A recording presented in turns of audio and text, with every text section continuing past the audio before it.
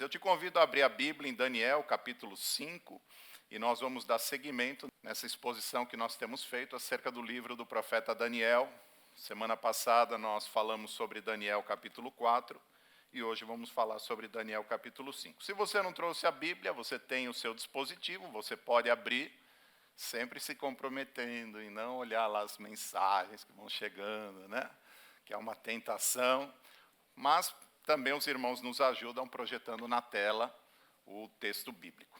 Amém? O capítulo 5 do profeta Daniel, ele vai contar para nós acerca do rei Belsazar. Não confunda com o nome que foi dado a Daniel, que era Beltesazar. A Bíblia, no capítulo 5, vai falar aqui em Daniel sobre o rei Belsazar. E vai contar a história de um rei que morreu, um rei que foi punido porque não guardou diante de Deus reverência. Ainda que visse aquilo que aconteceu, aquilo que Deus havia feito com Nabucodonosor, esse rei não se arrependeu, esse rei não guardou reverência a Deus, pelo contrário, ele zombou de Deus, ele tratou as coisas de Deus sem temor, e por isso Deus o fulminou.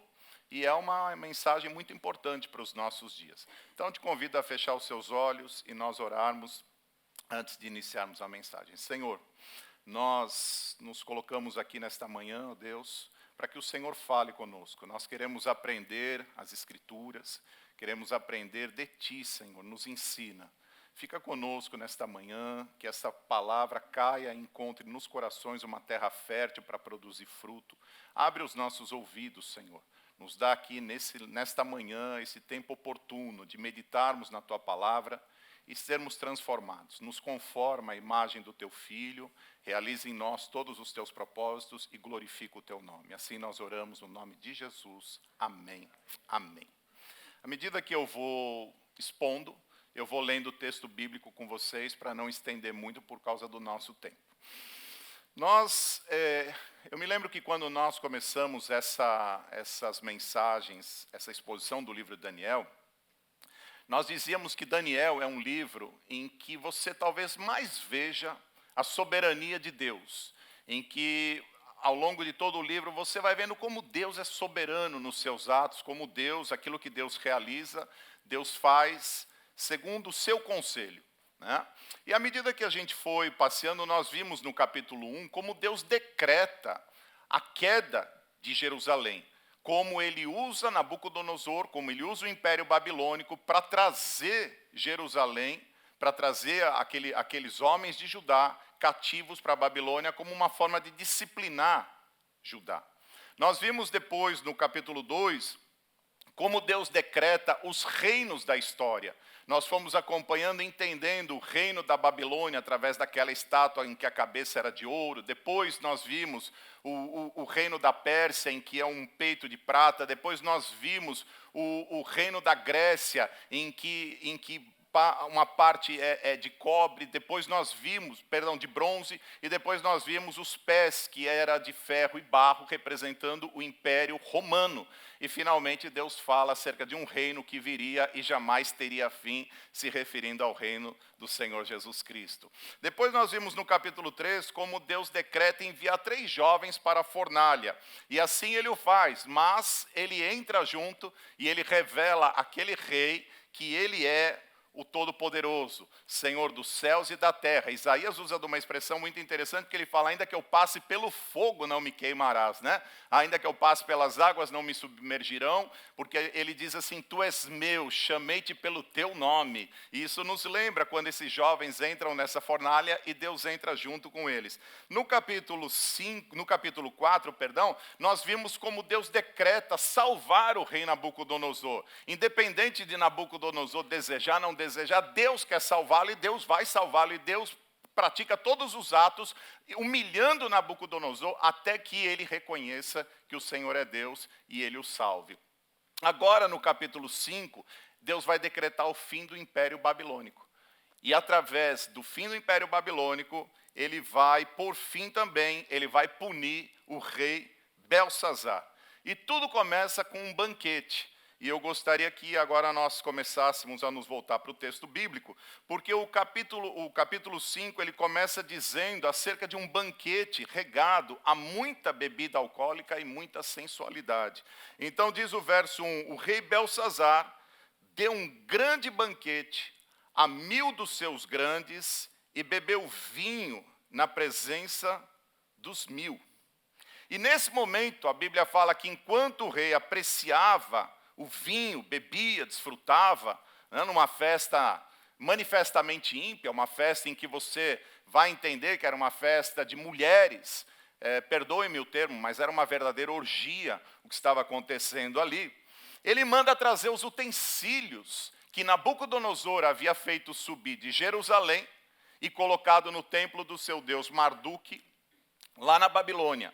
Então diz o verso 2, enquanto Belsazar bebia e apreciava o vinho, mandou trazer os utensílios de ouro e de prata que Nabucodonosor, seu pai, tirara do templo, que estava em Jerusalém, que neles bebessem o rei e os seus grandes, as mulheres e concubinas. Então trouxeram os utensílios de ouro que foram tirados do templo da casa de Deus que estava em Jerusalém, e beberam neles o rei, os seus grandes, e as suas mulheres e concubinas. Pior do que isso, é óbvio que além de faltar com respeito, além de faltar com reverência, o rei, e eu diria que todos aqueles homens e mulheres imundos, sujos, espiritualmente sujos, tocando em algo que era sagrado, já alcoolizados, diz a palavra, eles resolvem louvar os seus deuses. Olha o verso 4 que diz, beberam o vinho e deram louvores aos deuses de ouro, de prata, de bronze, de ferro, de madeira e de pedra. É óbvio que naquele instante, a ira de Deus se acende. Porque ninguém zomba de Deus. Não é o que fala em Gálatas 6:7? Ninguém zomba de Deus ninguém zomba. O que o homem semear, isso ele ceifará. Não há como fugir da lei da semeadura. E a ira de Deus se acende e aparecem uns dedos na parede, como mãos de homem mesmo, e começam a escrever naquela parede. Verso 5, no mesmo instante, apareceram os dedos de mão de homem e escreviam de fronte do candeeiro, na caiadura da parede do palácio real. E o rei via os dedos que estavam escrevendo. Então se mudou o semblante do rei, e os seus pensamentos se turbaram, as juntas dos seus lombos se relaxaram, e os seus joelhos batiam um no outro. Você imagina a cena de desespero desse rei. Você imagina em que situação agora se encontrava esse rei diante daquilo que ele via escrito na parede. E rapidamente ele manda chamar os sábios da Babilônia para que declarassem a ele a interpretação daquelas palavras. Não é que as palavras não fossem conhecidas, mas ele não sabia em que contexto aquelas palavras se aplicavam. Então diz o verso 7, o rei ordenou em voz alta que se introduzissem os encantadores, os caldeus e os feiticeiros. Falou o rei e disse aos sábios da Babilônia, qualquer que ler esta escritura e me declarar a sua interpretação, será vestido de púrpura, trará uma cadeia de ouro ao pescoço e será o terceiro no meu reino. Mas a verdade é que ninguém consegue interpretar. Ninguém vai trazer, como se você observar em todos os capítulos que nós fomos passando, naqueles em que os sábios foram chamados a trazer algum tipo de interpretação, note, eles nunca conseguiram interpretar nada. No capítulo 2, quando o rei sonha com aquela estátua, eles não conseguiram interpretar. No capítulo 4, quando o rei sonha com aquela árvore, eles não conseguiram interpretar. E agora no capítulo 5, da mesma maneira, eles não conseguem interpretar. Então note o verso 8, o que diz. Então entraram todos os sábios do rei, mas não puderam ler a escritura, nem fazer saber ao rei a sua interpretação. Então diz o texto bíblico que a rainha mãe, ou seja, a mãe deste rei chamado Belsazar, então, não era comum, não era as mães e nem mesmo as mulheres, se não fossem autorizadas, não podiam estar na presença do rei. Vocês se lembram, por exemplo, do livro de Esther. em que uma mulher, para estar na presença do rei, ela tinha que ser autorizada, e possivelmente essa mãe não estava, até porque o que eles estavam fazendo ali era bastante indecoroso.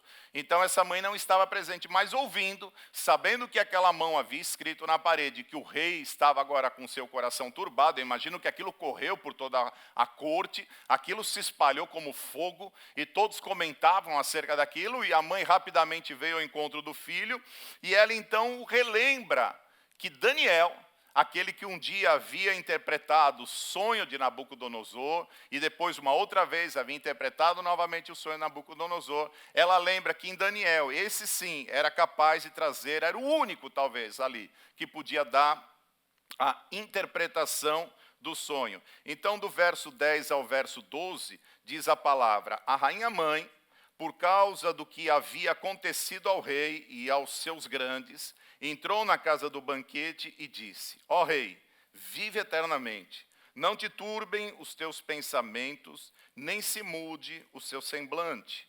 Há no teu reino um homem que tem o espírito dos deuses santos. Nos dias de teu pai se achou nele luz e inteligência e sabedoria, como a sabedoria dos deuses. Teu pai, o rei Nabucodonosor, sim, teu pai, o rei, o constituiu chefe dos magos, dos encantadores, dos caldeus e dos feiticeiros. Porquanto espírito excelente, conhecimento e inteligência, interpretação de sonhos, declaração de enigmas e solução de casos difíceis se acharam neste Daniel, a quem o rei pusera o nome de Beltesazar. Chame-se, pois, a Daniel, e ele dará a interpretação. Como nós também gostaríamos de ter ao nosso lado, à nossa disposição, homens como Daniel, né? Porque a palavra de Deus está dizendo para nós que esse era um homem cheio de inteligência, de sabedoria, como a sabedoria dos deuses. Está dizendo para nós que nele havia um espírito excelente, está dizendo para nós que nele havia conhecimento, inteligência, interpretação de sonhos, declaração de enigmas e solução de casos difíceis. Eu não sei se você tem algum caso difícil para resolver, eu não sei se você tem às vezes algum enigma, eu não sei se você tem às vezes, mas eu posso assegurar a você que homens com espírito excelente normalmente têm uma boa palavra para nos dar, homens com espírito excelente normalmente têm um bom conselho para nos dar e nos ajudam muito em horas difíceis como esta. Então Daniel foi chamado e Daniel foi trazido à presença do rei, para que ele pudesse, então, trazer a interpretação. Verso 13 da palavra diz para nós assim: então Daniel foi introduzido à presença do rei, falou o rei e disse a Daniel: és tu aquele Daniel dos cativos de Judá, que o rei meu pai trouxe de Judá? Notem que o rei conhecia Daniel. O rei já sabia, ao menos de ouvir falar, o rei sabia quem era Daniel. O rei tinha uma noção, ele fala: por acaso é você aquele que o meu pai trouxe lá dos cativos de Judá? Aquele que eu tenho ouvido falar, aquele que pode interpretar?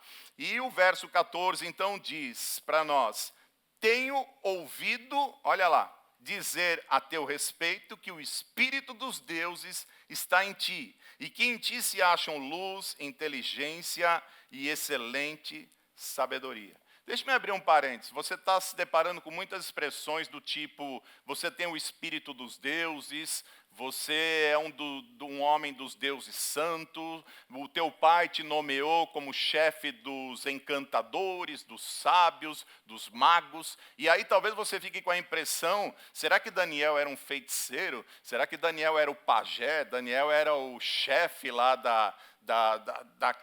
daqueles homens que eram envolvidos com encantamento? Não. Estas expressões, elas estão saindo da boca de alguém que está acostumado a isso. Então é como uma pessoa que olha para alguém e não a conhece exatamente, e segundo o conhecimento dela, ela identifica aquela pessoa, ela dá as características daquela pessoa. Então o rei aqui, ou todo esse povo da Babilônia, para eles era normal essa linguagem de sábios, linguagem de encantadores, de feiticeiros. Daniel não era nada disso. Daniel, embora ele tenha sido levado a aprender todas essas coisas não o contaminaram. E Daniel não era envolvido com essas coisas. Mas na concepção dos babilônios, a forma deles se comunicarem, eles enxergavam Daniel dessa maneira. Mas todos nós sabemos que Daniel era um profeta de Deus, não é?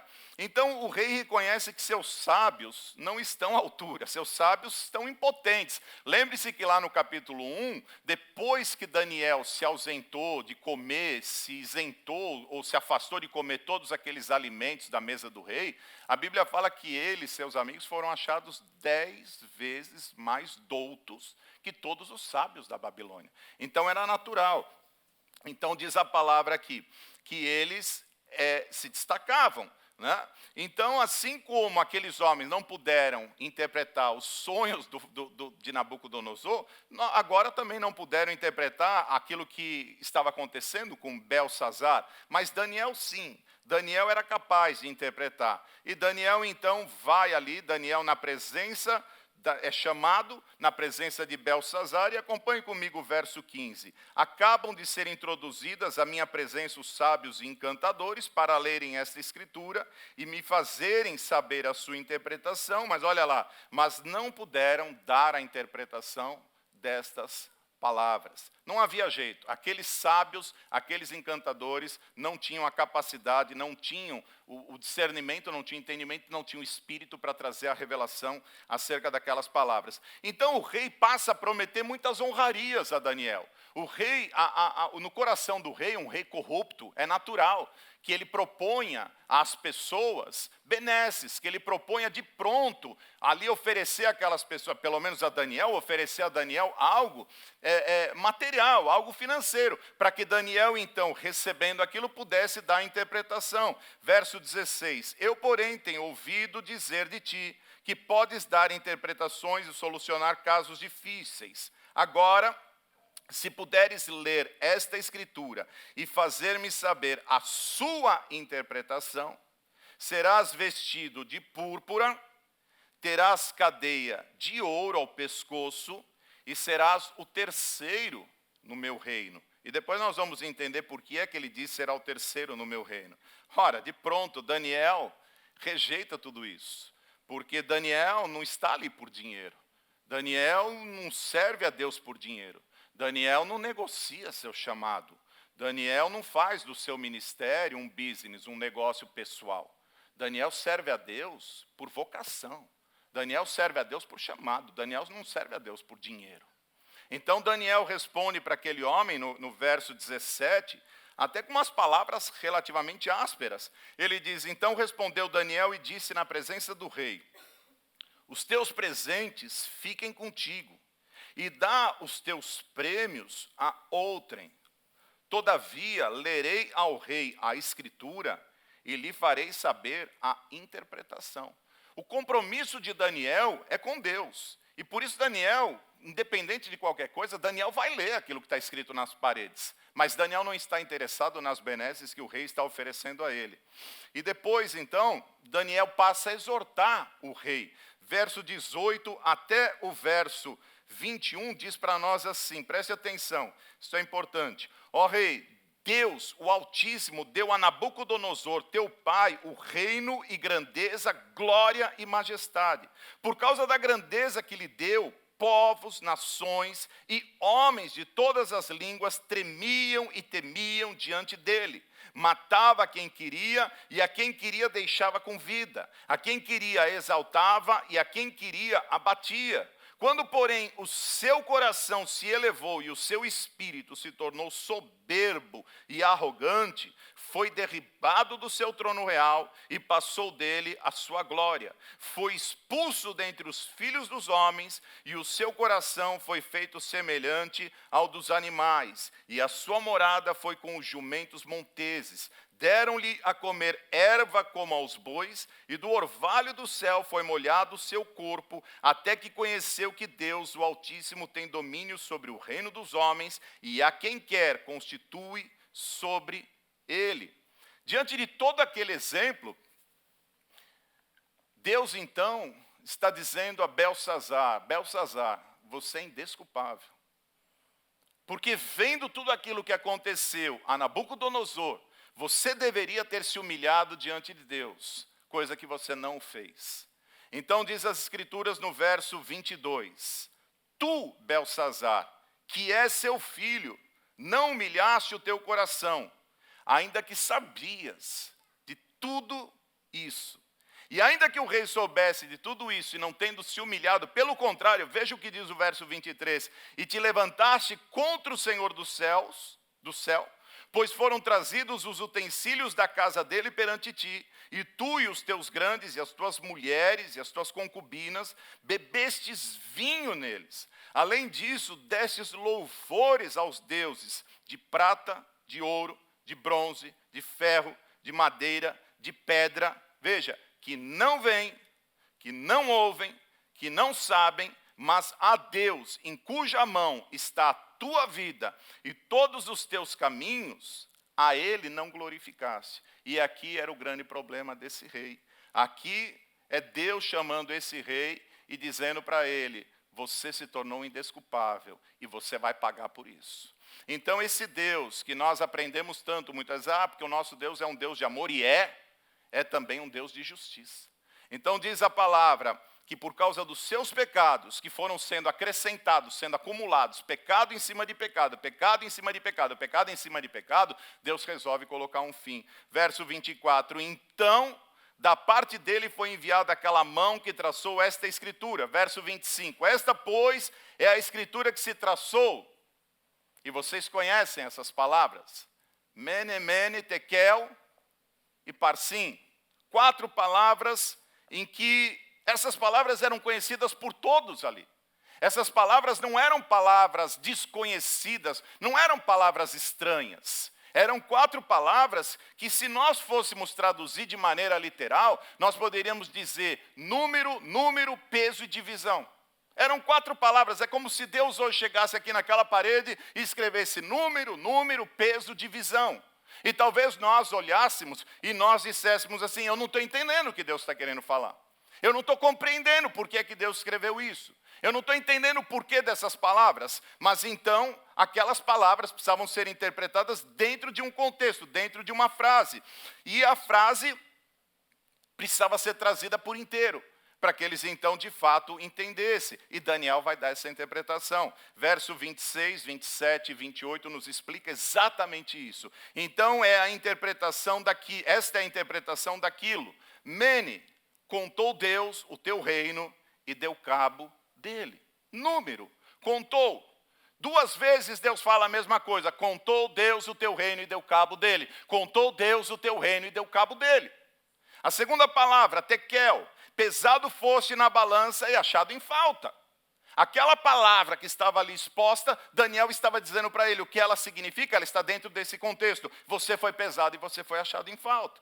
Peres, que é o singular de parsim, diz, dividido foi o teu reino e dado aos medos e aos persas. Então eram 4 palavras, número, peso e divisão. E o significado dela é exatamente esse aqui, que você acabou de ler. Contou Deus o teu reino e deu cabo dele. Pesado foste na balança e foste achado em falta. Dividido foi o teu reino e dado aos medos e aos persas. O rei todo vaidoso ainda tenta agradar Daniel. Ele precisava honrar de alguma maneira a sua palavra, imagina.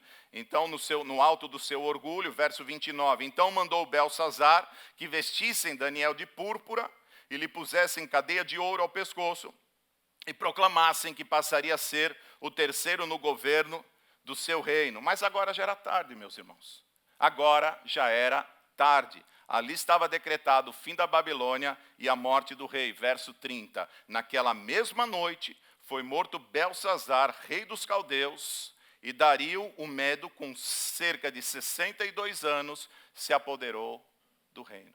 Esta é a exposição do texto. E antes de nós entrarmos, agora, explorarmos esse texto, para nós entendermos como nós podemos aplicá-lo em nossa vida, e é um texto que eu posso assegurar, você tem aplicações muito, assim, própria para os nossos dias, naquilo que nós estamos vivendo. Eu queria só abrir um parênteses aqui para explicar 2 coisas para vocês, 2 observações. Quando nós nos debruçamos para estudar a Bíblia, você vai encontrar muita literatura extra-bíblica para desacreditar a Bíblia. Tá? E Daniel não é diferente. Daniel é um livro que, se você começar a estudar mais profundamente, você vai se deparar com muita literatura extra-bíblia, querendo desacreditar o livro de Daniel. Então, quando você vai nessas literaturas, você vai encontrar ali, eu começo pelo final, essa alusão que é feita a Dario, esse rei medo-persa, porque muitas literaturas vão dizer que Dario nunca existiu. Vão dizer que Dario, na verdade, é Ciro. É o próprio rei Ciro. Né? Em outras vão dizer que Dario talvez tenha sido um parente de Ciro. O que eu quero dizer com isso é que a maioria desses estudos não tem outra finalidade senão desacreditar as Escrituras. E como é que nós enfrentamos essas situações? Você precisa definir na sua vida qual é a sua visão, né? Qual é a maneira como você se aproxima do texto bíblico. Se você reconhece que o texto bíblico é um texto inspirado, se você reconhece que o texto bíblico é um texto autoritativo, se você reconhece que o texto bíblico, além de inspirado, além de autoritativo, é um texto que nele não tem erros, e se você reconhece que de fato isto vem da parte de Deus, então não há por que nós duvidarmos do texto. O que nós chegamos à conclusão é que os homens até hoje não conseguiram descobrir, talvez na arqueologia ou em outras ciências, algo que eles estão buscando para comprovar a veracidade daquele livro. Mas para nós pouco importa, porque nós cremos, porque nós reconhecemos que a palavra de Deus é inerrante, porque nós reconhecemos que a palavra de Deus é inspirada, porque nós reconhecemos que a palavra de Deus ela é autoritativa, porque nós reconhecemos Deus em tudo. Então, para nós, à medida que nós nos aproximamos do texto bíblico, a mim pouco me importa essas fontes extras bíblicas. O que eu entendo é que até hoje os homens não tiveram conhecimento suficiente para querer confirmar através de outros elementos aquilo que está escrito na Bíblia. Eu não preciso de outros elementos para crer aquilo que está escrito na Bíblia. Eu creio na Bíblia como a fiel palavra de Deus. E isso é importante nos tempos que nós estamos vivendo. A segunda, eu aproveitando o texto, o segundo elemento que eu chamo a atenção de vocês, é porque o texto usa várias vezes da expressão assim, Nabucodonosor teu pai, Nabucodonosor teu pai. Belsazar não era exatamente filho de Nabucodonosor, não diretamente. Belsazar era filho de um outro rei chamado Nabonido, que sucedeu Nabucodonosor.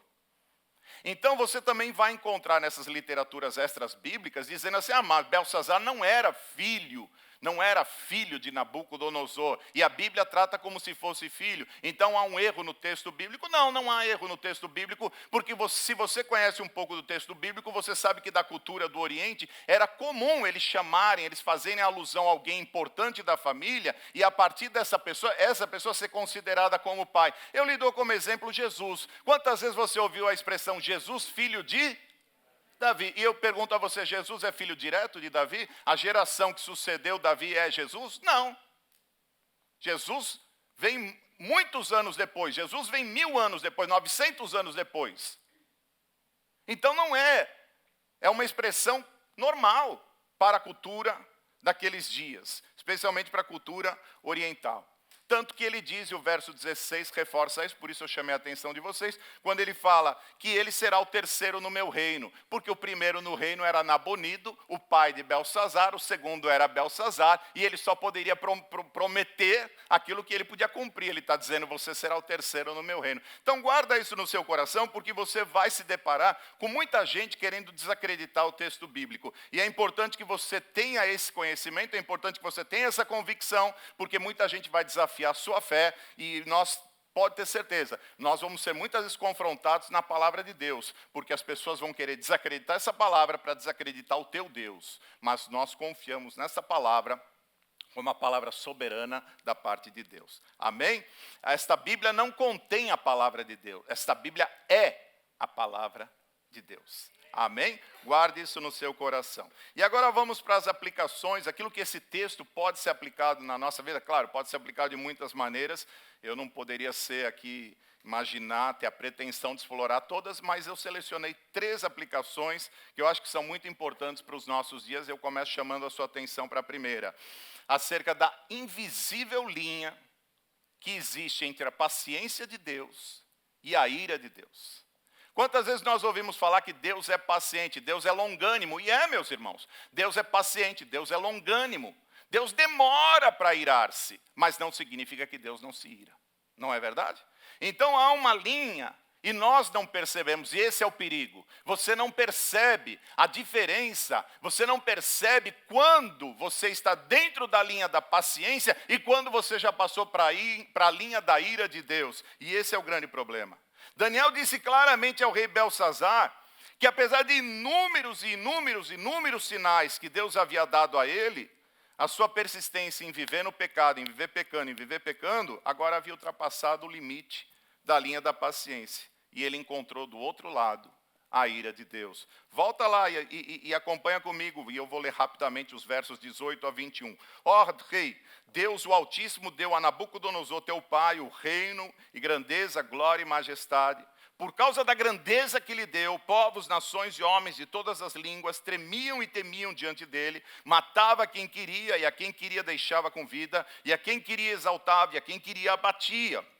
Quando, porém, o seu coração se elevou e o seu espírito se tornou soberbo e arrogante, foi derribado do seu trono real e passou dele a sua glória. Foi expulso dentre os filhos dos homens, o seu coração foi feito semelhante ao dos animais e a sua morada foi com os jumentos monteses. Deram-lhe a comer erva como aos bois e do orvalho do céu foi molhado e o seu corpo até que conheceu que Deus o Altíssimo tem domínio sobre o reino dos homens e a quem quer constitui sobre ele. Ora, diante de tudo isso, qual era a atitude que Belsazar, ou que Deus esperava que Belsazar tivesse? Que ele se humilhasse, que ele não repetisse a soberba que Nabucodonosor repetiu, que ele tivesse uma atitude de humildade, que ele tivesse uma atitude de humilhação, mas não é o que o texto bíblico fala. Verso 22, tu, Belsazar, que és seu filho, não humilhaste o teu coração, ainda que sabias tudo isto.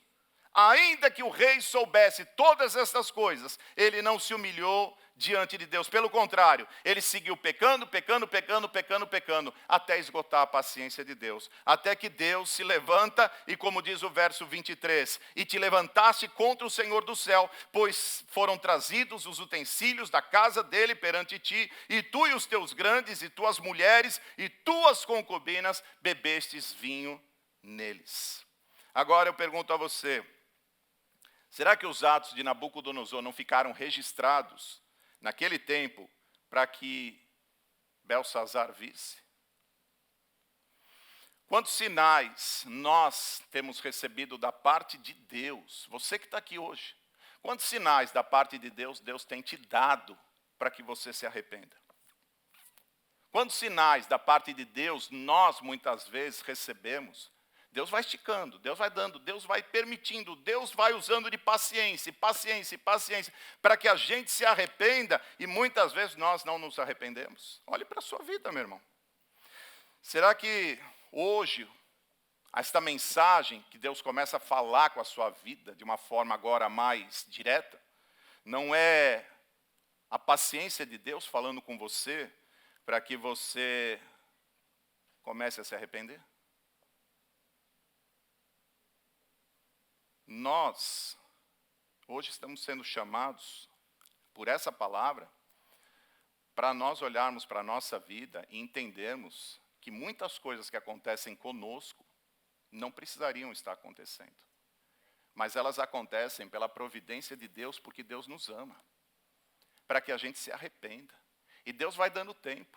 Eu me lembro quando eu preguei a primeira mensagem sobre Daniel, alguém falou para mim assim, nossa, eu fiquei assustado de ver como Deus foi lá e Deus entregou Jerusalém. Mas antes de Deus entregar Jerusalém, Deus levantou profetas para levar aquele povo ao arrependimento. Deus não vem com a sua ira sobre a nossa vida sem antes dar muitas oportunidades para que nós possamos nos arrepender. Agora, a pergunta é, o pecado está confortável para você? Provérbios 29:1 fala que o homem que muitas vezes é repreendido endurece a cerviz, ele é quebrado sem que lhe haja cura. Tem pessoas que para ela vai se acomodando no pecado. E Deus está dando sinais, e Deus está falando com a sua vida para você sair desse lugar. Mas tem pessoas que permanecem no pecado. E invariavelmente vão experimentar a ira de Deus. Eu preciso te falar isso, porque é o que o texto bíblico nos ensina nessa manhã. Esse rei, ele sabia que Nabucodonosor, com toda a sua glória, com toda a sua pompa, ele foi humilhado. E ele teve que viver como bicho. E ele não se humilhou. Ao invés de se humilhar, ele se levanta contra Deus e ele resolve, junto com aqueles amigos imundos, sujos, eles resolvem fazer uma orgia, uma festa cheia de sensualidade, cheia de bebida alcoólica, mandam trazer os utensílios da casa de Deus e começam a zombar um brinde ao Deus da prata, um brinde ao Deus do ouro, um brinde ao Deus de não sei o quê. E Deus olha tudo isso e você acha que Deus fica indiferente? Literalmente, um homem que se entregou aos prazeres da carne. E eu pergunto, será que às vezes isso não está acontecendo conosco? Será que Deus não tem tentado chamar a sua atenção através de uma doença? Através de algo que acontece no seu trabalho? Através de algo que acontece na sua escola? Através de um acidente? Através de um problema na justiça? Através de um documento que se aplica e não dá certo? Será que Deus não está tentando chamar a sua atenção? E como é que você tem reagido a isso? É interessante, a Babilônia está sendo tomada. O Império Persa está subindo contra a Babilônia. E o rei está festejando, feito um alienado. Como se nada tivesse acontecendo. O rei sabe que o inimigo está subindo contra ele. E ele está festejando no palácio. Fazendo uma orgia no palácio. Enchendo a cara. Como se nada tivesse acontecendo. Sabe por quê, meus irmãos? Porque o pecado cega as pessoas. O pecado, ele tem um poder de anestesiar os nossos corações. Ninguém amanhece e diz assim, hoje eu vou adulterar. Ninguém. As pessoas, elas começam a aceitar a ideia. As pessoas começam a admitir a ideia. Por que você acha que existem essas novelas na televisão? Você já viu essas novelas, como elas apresentam o adultério? O adultério é romântico na novela. O adultério é bonito na novela. Chega a existir torcida. Tem a torcida para que fulano e fulaninha fiquem juntos, sendo que eles estão em adultério. Mas é porque eles formam um casal tão bonito, é porque a esposa dele não valoriza o marido. Essas novelas, elas são feitas para você se acostumar com a ideia do pecado. Me mostre alguma novela que não fale de homossexualismo. Me fale de alguma novela que não fale de adultério. Me fale de alguma novela que não fale de uma trama, um querendo passar a perna no outro. Tudo isso é para que você vá se acostumando com o pecado. Será que as pessoas não percebem quando elas estão brincando com Deus? A paciência de Deus tem limite, meus irmãos. Toma esse caso como exemplo. Aliás, veja como esse caso começa com a bebida alcoólica. Verso 1, o rei Belsazar deu um grande banquete a 1000 dos seus grandes e bebeu vinho na presença dos 1000. Enquanto Belsazar bebia e apreciava o vinho, o pecado vai tomando conta do coração do rei. O pecado vai anestesiando o rei. E ninguém percebe. E ninguém nota que o inimigo está subindo e eles estão ali bebendo, enchendo a cara e fazendo orgia. De verdade. Você vai falar assim, mas pastor, a Bíblia não é contra a bebida. Eu não estou falando contra a bebida, eu estou falando contra a bebedeira. Eu estou falando contra a embriaguez. Agora, a bebida é um instrumento para chegar à embriaguez. Isso ninguém pode discutir. E o que o texto bíblico está dizendo é que tudo começou na bebida. Isso você pode se levantar contra mim, você não pode se levantar contra o texto bíblico. E o texto bíblico está dizendo para nós, tudo começou com a bebida. O exemplo desse rei começou pela bebida. E você sabe que a bebida traz brigas, que a bebida traz divisões, que a bebida traz agressões, que a bebida traz violência, que a bebida gera divórcio, que a bebida gera separação, a bebida gera pornografia, a bebida gera adultério, a bebida gera tudo que não presta. Tudo que não presta. Quantos acidentes de trânsito que poderiam ser evitados se as pessoas não tivessem bebido? Quantas pessoas que perdem a sua vida, que morrem, são atropeladas ou morrem num acidente de carro. Quando você vai fazer o exame de dosagem alcoólica, a pessoa estava embriagada. Tudo por quê? Por causa de um prazer carnal. Por causa de um prazer carnal. Era a festa dos excessos, a embriaguez desgovernada e desavergonhada. É notório, é notório. Onde há bebedeira, falta bom senso, meus irmãos. Isso é notório. É o caminho da ruína. Será que Deus não estava manifestando sinais suficientes na vida dessas pessoas? É claro que Deus estava. Então guarde no seu coração, Deus é paciente, Deus é paciente, Deus é paciente. Mas chega uma hora que Deus se ira. Deus se ira. E o que eu posso dizer a você é que esse texto, eu não estou aqui dizendo para você, olha, eu não sou dono da sua vida, dizendo para você, faça isso ou faça aquilo. Você tem o Espírito Santo. Você deve se portar de acordo com aquilo que Deus tratar com você. Mas o meu dever como pastor é chamar a atenção da igreja a partir do texto bíblico. E o que o texto bíblico está dizendo para nós é que esse homem, infelizmente, caiu na ruína, porque, entre outras coisas, ele se entregou à bebedeira. E ao se entregar à bebedeira, ele brincou com as coisas de Deus.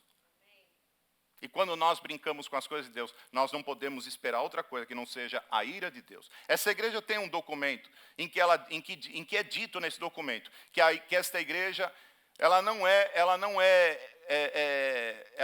se opõe, ela não se opõe à bebida, ela é contra a embriaguez. Ela não se opõe à bebida. Mas nesse mesmo documento está escrito que esta igreja deve envidar todos os esforços. Esta igreja, deixe-me falar de uma forma mais palatável. Esta igreja deve aplicar todos os esforços para instruir o seu povo, para instruir as suas ovelhas, para que não se envolvam com a bebida alcoólica. Está nesse documento.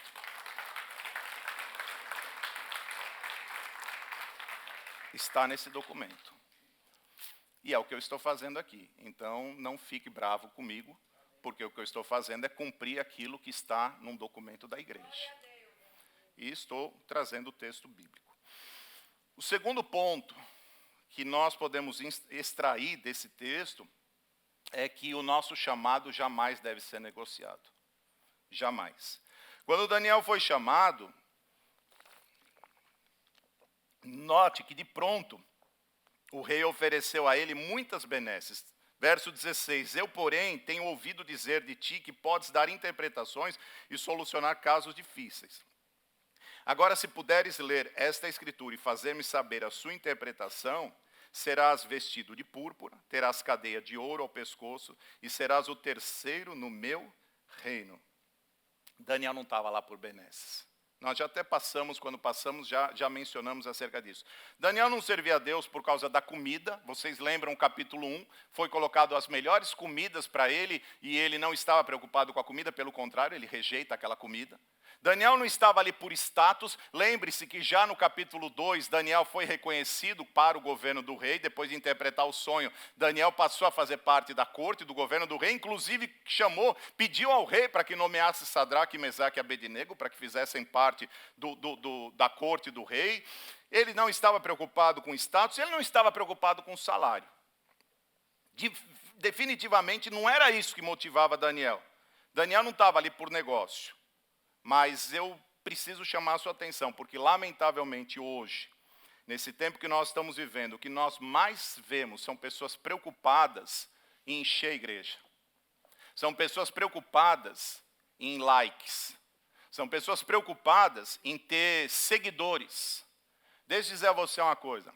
Se o meu interesse fosse encher a igreja, eu subia nesse púlpito aqui e eu pregava para você palavras doces, um evangelho cor-de-rosa para as mulheres e azulzinho para os homens.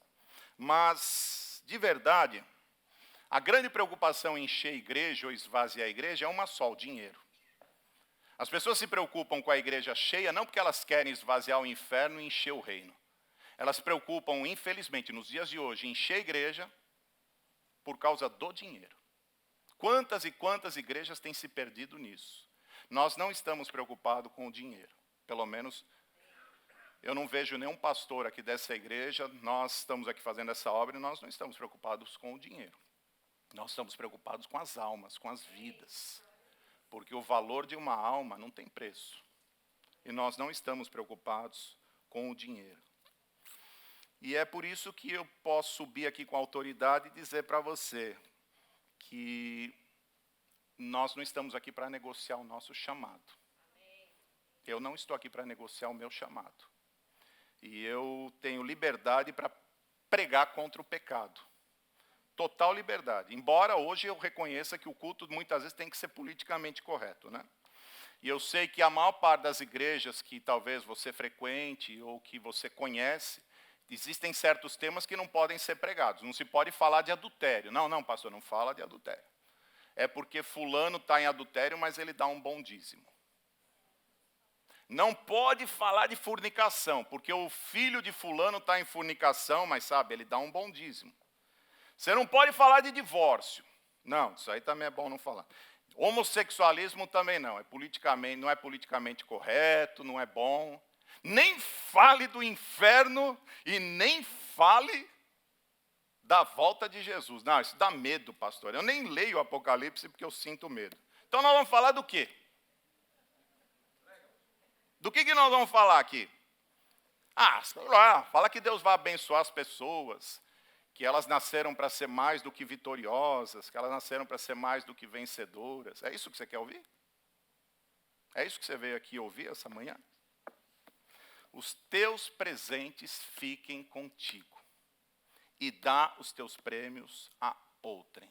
Daniel não está disposto a negociar o absoluto de Deus na vida dele. Você não quer pregar lá no teu trabalho? Não pregue. Mas pode ser que Deus tenha te colocado lá exatamente para isso.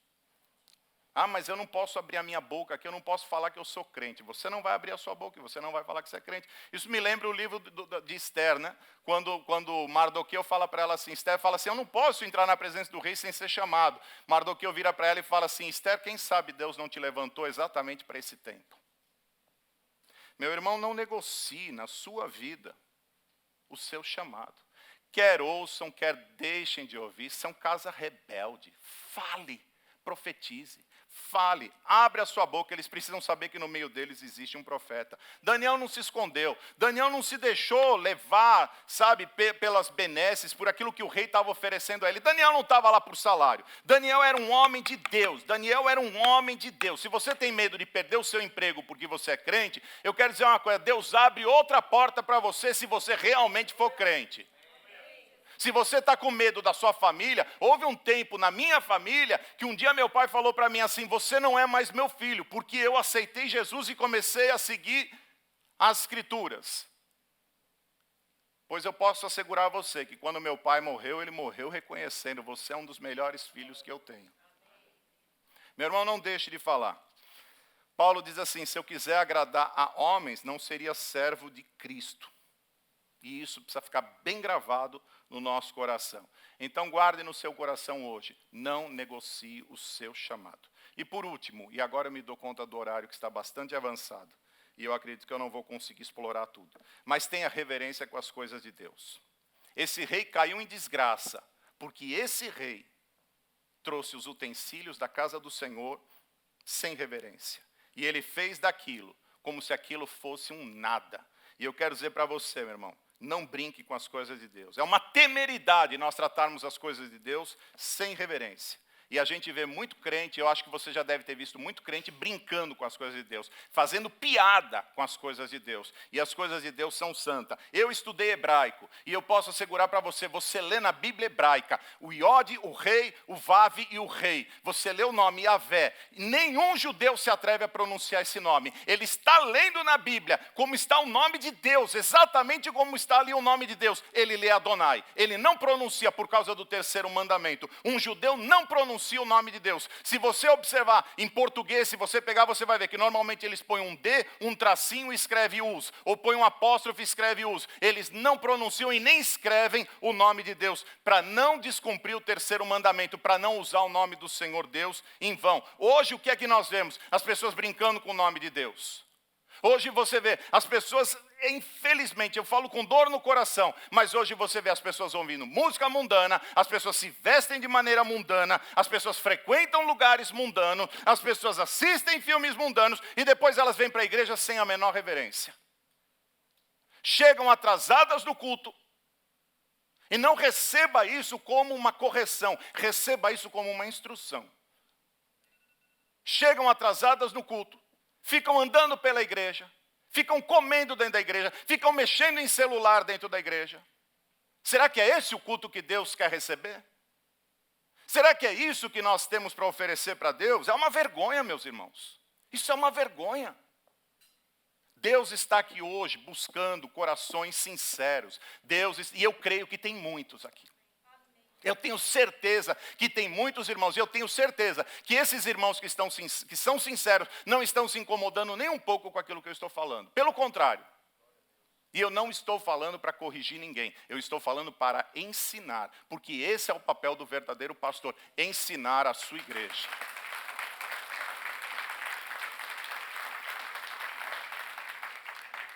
E porque já são 11 horas da manhã, eu preciso encerrar esse culto, embora eu tivesse muita coisa para falar aqui nesta manhã. Mas guarde no seu coração, Deus tem um limite de paciência. Quando nós ultrapassamos o limite da paciência, nós entramos numa área dura, na área da ira de Deus. E a ira de Deus vem sobre a nossa vida e ela vem com força. Então, meu irmão, preste atenção nos sinais que Deus tem manifestado na sua vida, para que você não se veja enfrentando a ira de Deus, porque Hebreus nos lembra, horrenda coisa é cair na mão do Deus vivo. Não negocie o seu chamado. Se Deus te chamou para ser luz aonde Deus te semeou, seja no seu trabalho, seja na sua escola, seja na sua igreja, seja na sua família. Não negocie o seu chamado. Você não serve a Deus por dinheiro. Você não vem aqui para ficar rico. Você vem aqui porque Deus escolheu te salvar, meu irmão, porque o que Deus nos ofereceu não tem preço que pague. O sangue de Cristo Jesus na cruz não tem dinheiro no mundo que pague. Não se apegue às coisas materiais. Você está aqui pelo Senhor, não pelo dinheiro. E por último, não trate as coisas de Deus de qualquer maneira. Tenha reverência àquilo que é de Deus. Guarde no seu coração essas palavras. Assim como esse rei foi à ruína, Deus não quer que você seja levado à ruína. Que esta palavra, esta mensagem hoje, esse texto do capítulo 5, fique para nós como um alerta, como uma advertência. O que é que o pastor falou hoje na igreja? Ele deu uma advertência, ele trouxe um alerta para nós. Mas um alerta de quem está ensinando, não de quem está corrigindo, não de quem está disciplinando. Um alerta de quem está dizendo para vocês, este é o caminho, andem nele. Esta é a palavra de Deus. Ela é salvação para a sua vida, ela é bênção para a sua casa. Vamos ficar de pé para que nós possamos encerrar esse culto. Para que você possa ir para a sua casa em paz.